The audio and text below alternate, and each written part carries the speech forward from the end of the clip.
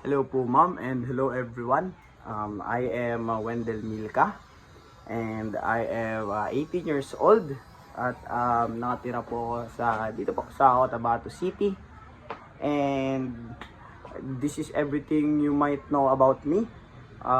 Marami po akong different hobbies na ginagawa, and nakagraduate po ako dyan po dyan din po sa CSU Laboratory High School nung senior high school.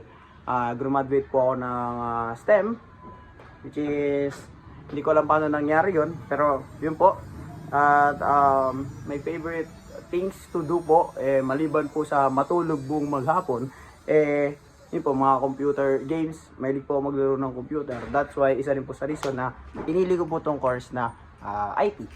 At isa pa doon, hindi po ako sporty na tao.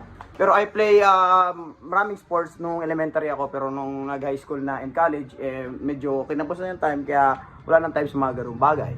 Most of my free time, usually nag-i-scroll lang sa social media. And ano pa bang pwede nyo malaman sa akin? Ano pa ba? I'm only child, nag-iisang anak po ako ng nanay pati tatay ko.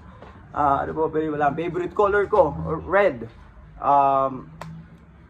Favorite song, kahit anong, basta mga geng-geng na kanta, favorite ko yun.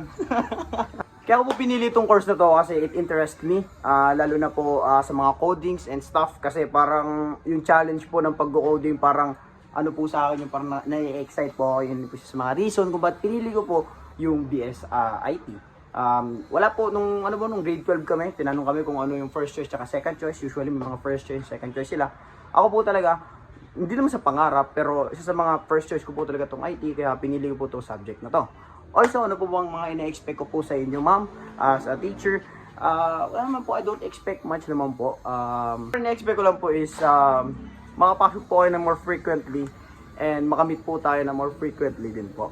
At yun po, I'm Wendell Milka, and thank you so much po.